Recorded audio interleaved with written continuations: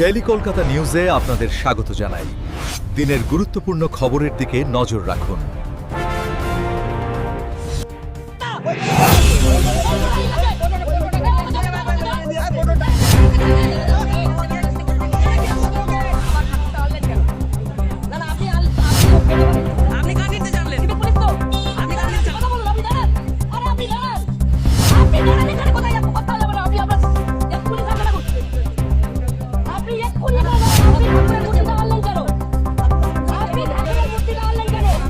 নমস্কার বন্ধুরা, daily Kolkata news চ্যানেলে আপনাদের সবাইকে স্বাগত।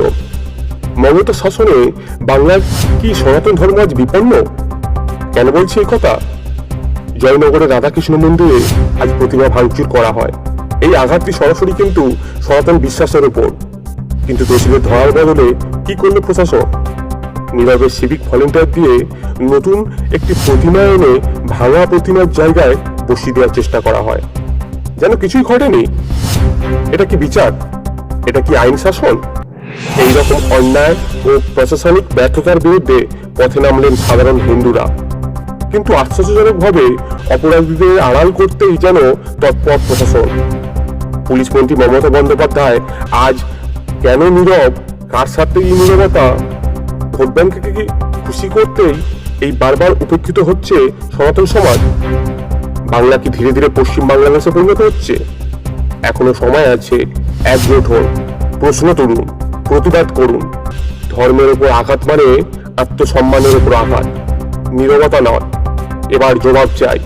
সনাতনী সমাজকে জাগ্রত করতে ভিডিওটিতে লাইক করুন এবং কমেন্টে আপনাদের সুচিন্তিত মতামত অবশ্যই জানান। ধন্যবাদ।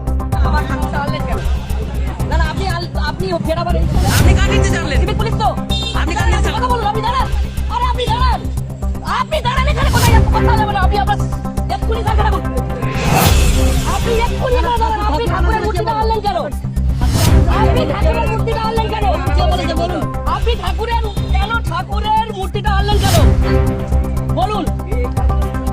ঠাকুরের মূর্তিটা আপনি আনলেন কেন বলুন? মুন্ডুটা কেটেছে, জিহাদিরা সেই মুন্ডুটা লাগানো। এই ঠাকুরের মূর্তিটা ভাঙা হয়েছে, জিহাদির বাচ্চারা এই ঠাকুরটা ফেলেছে।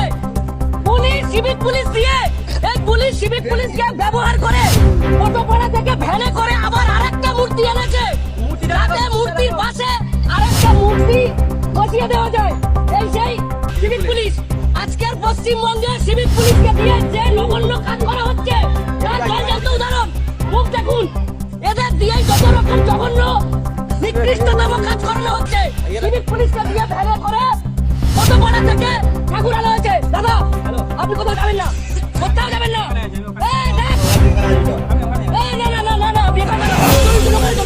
আপনি কেন মূর্তি আনলেন? চলুন, আপনি চলুন। কেন মূর্তি আনলেন? জবাব দিন।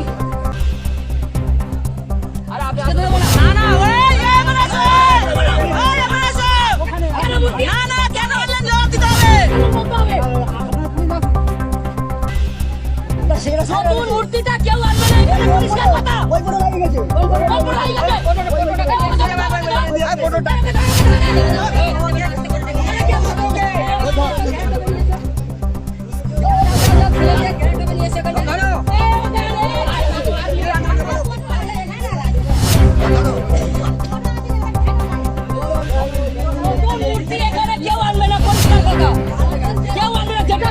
সেটাই থাকবে এখানে।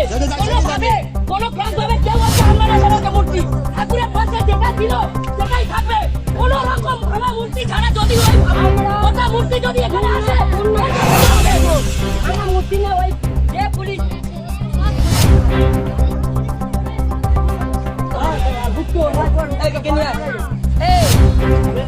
ফটোওয়ালার যে ছেলে বলে